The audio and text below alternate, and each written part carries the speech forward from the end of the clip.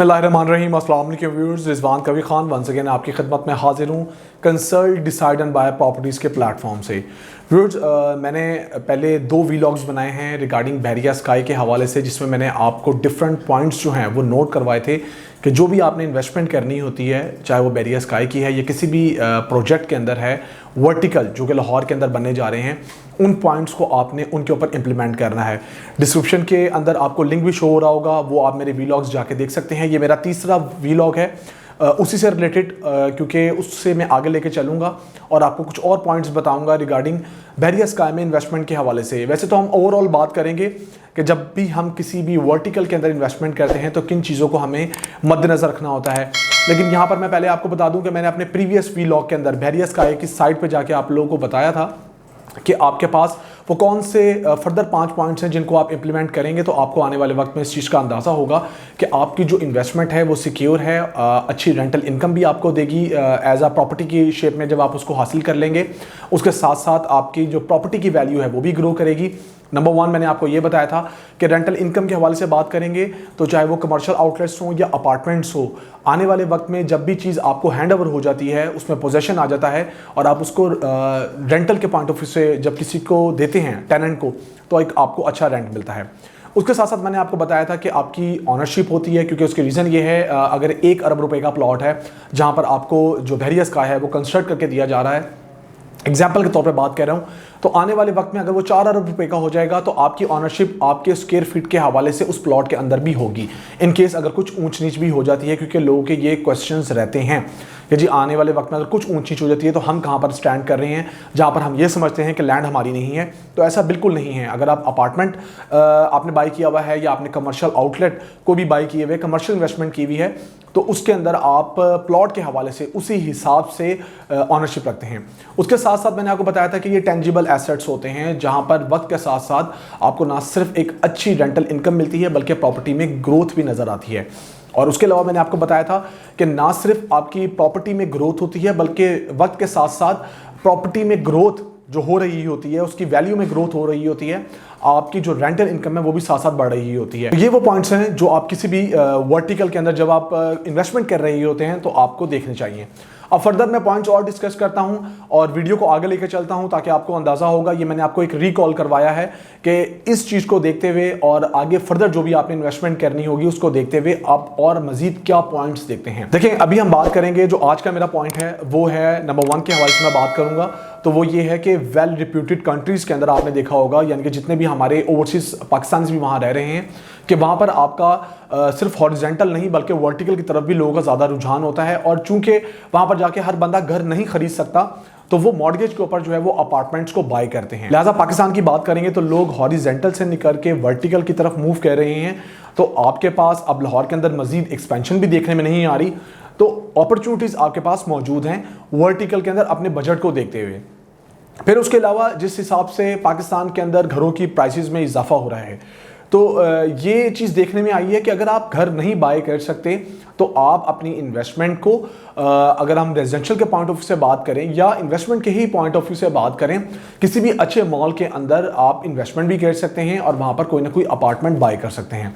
आपके पास अपॉर्चुनिटी मौजूद रहती है, प्रॉपर्टी में आपकी ग्रोथ होगी, टेंजिबल एसेट्स होते हैं, प्रॉपर्टी में भी ना सिर्फ ग्रोथ होगी बल्कि अगर आप खुद रहते हैं तो आपके बहुत से अखराजात बच जाते हैं, और अगर आप किसी टेनेंट को देते हैं तो वहाँ पर आपको अच्छी रेंटल इनकम मिलती है। इसके साथ साथ हम अगर फर्दर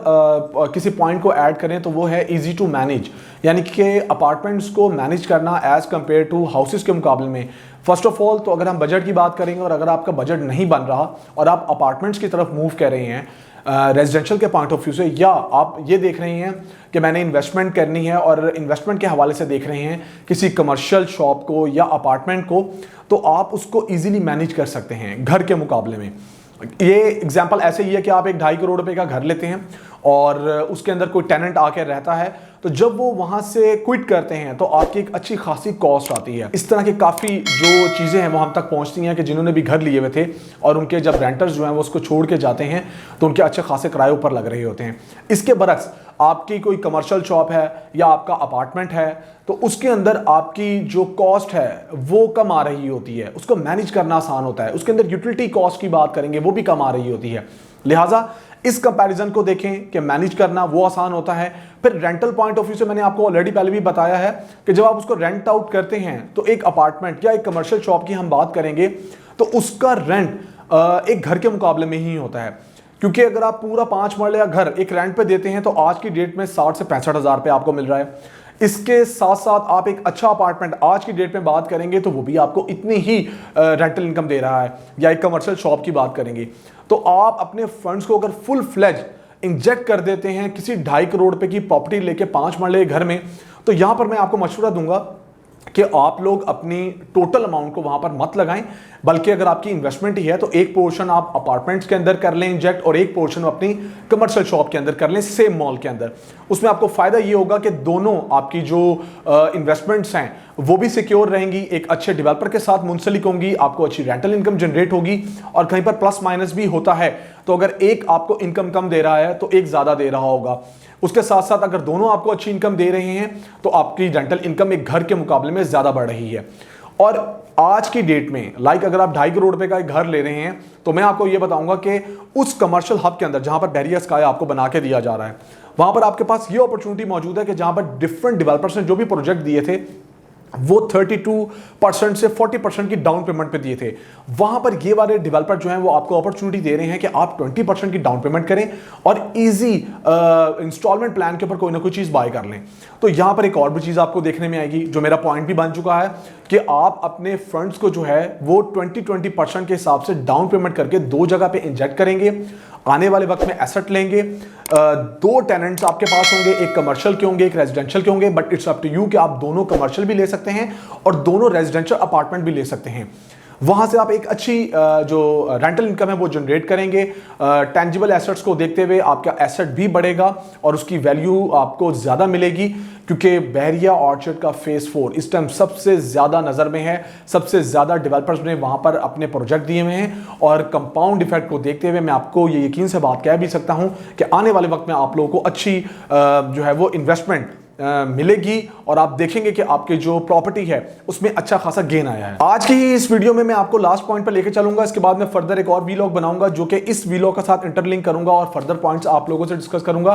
कम्युनिटी लिविंग के हवाले से। किसी भी मॉल के अंदर जब आप कोई चीज लेते हैं, कमर्शियल के हवाले से बात करूंगा, तो आपकी प्रॉपर्टी सेफ सिक्योर होती है क्योंकि डेवलपर उसको रन कर रहे होते हैं, और एक अच्छे डेवलपर हो तो वो इस चीज को ज्यादा देखते हैं कि कल को उनके क्लाइंट्स को, क्योंकि आप लोग उनके क्लाइंट्स ही हैं, उनके स्टेक होल्डर हैं, उनको कंप्लेन ना हो। रेजिडेंशियल की बात करें या कमर्शियल की बात करें, कमर्शियल की बात करेंगे तो 24/7 आपकी कमर्शियल प्रॉपर्टी यूज नहीं हो रही होती। उसमें ऐसा ही है कि सुबह 11 बजे आपकी प्रॉपर्टी जो है उसको यूज करना आपके टेनेंट ने स्टार्ट किया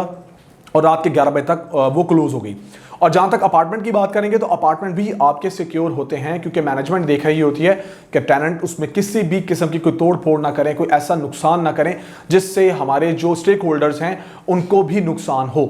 तो इस चीज को देखते हुए मैं आपको बताऊंगा कि आपको अच्छी कम्युनिटी लिविंग भी मिलती है, आपकी प्रॉपर्टी सिक्योर रहती है, नियर बाय आपको एक ऐसा एनवायरनमेंट मिल रहा होता है अगर आप खुद रहते हैं कि आपको प्रॉब्लम फेस नहीं करनी पड़ती। और उसके साथ साथ आप एक ऐसे मॉल का हिस्सा बन रहे हैं जो कि एक अच्छे डेवलपर हैं और वो इन चीजों को देख रहे होते हैं। आप कोई 5 मरला या 8 मरला या 10 मरला के किसी कमर्शियल के अंदर कोई अपार्टमेंट बाय नहीं कर रहे। लिहाजा बैरियर स्काई की बात करेंगे, बैरियर ऑर्चर्ड के फेज 4 के अंदर इस टाइम कमर्शियल हब के अंदर आपके लिए बेहतरीन अपॉर्चुनिटी मौजूद है कि आप वहां पर कोई ना कोई चीज बाय कर सकते हैं। एक और चीज मैं आप लोगों को बताता चलूं कि जो लोग भी आपको ये कह के इन्वेस्टमेंट करवाते हैं कि आप लोगों ने जस्ट डाउन पेमेंट करनी है, इंस्टॉलमेंट्स नहीं देनी, वो बिल्कुल आपको मिसगाइड करते हैं। जब आप कोई भी प्रॉपर्टी लेते हैं, किसी भी सूरत में लेते हैं, तो आपको उसको टाइम देना होता है। वो फाइल्स की सूरत में हो, वो रेजिडेंशियल प्लॉट हो, कमर्शियल प्लॉट हो, या किसी भी बड़े मॉल के अंदर आपकी कोई कमर्शियल शॉप हो या रेजिडेंशियल अपार्टमेंट हो। लेकिन ये जरूर है कि आप लोग जब भी कोई चीज़ बाय करें, किसी अच्छे रियल एस्टेट कंसल्टेंट को चूज करें जो आपको इस तरह के मशवरे मत दे। मेरे पास कई ऐसे केसेस आते हैं और मैंने इस चीज़ को देखा भी है कि वो ये चीज़ गाइड कर रहे होते हैं कि आप जस्ट डाउन पेमेंट दें और सर आने वाले वक्त में आप देखिएगा हम इसको सेल भी करवा देंगे और आपको इतना प्रॉफिट होगा। जब डेवलपर कोई चीज़ आपको बना के दे रहे होते हैं तो इस चीज़ को खास मद्देनजर रखा जाता है कि आप उसकी इंस्टॉलमेंट भी बियर करेंगे, क्योंकि देखिए पेमेंट प्लान दिया ही इसलिए गया है कि आप उसको फॉलो करें। फर्दर इस पर भी मैं एक वीलॉग करूंगा, क्योंकि जितने मुझे क्यूरीज रिसीव हुई हैं मुझे लगता है कि मुझे इस पर भी एक वीलॉग करना होगा और आप लोगों को इसके बारे में बताना होगा। अभी हमारे पास बहरिया स्काई के अंदर और भी काफ़ी पॉइंट्स मौजूद हैं जो मैं आप लोगों से डिस्कस करूंगा। जैसे मैंने आपको बताया कि जिसने मेरे प्रीवियस 2 वीलॉग्स देखे हुए होंगे उसको उस चीज़ का अंदाज़ा होगा कि ये मेरा तीसरा वीलॉग है जिसको मैंने उनके साथ इंटरलिंक किया है। फर्दर भी मैं वीलॉग बना के आप लोगों के साथ शेयर करूंगा।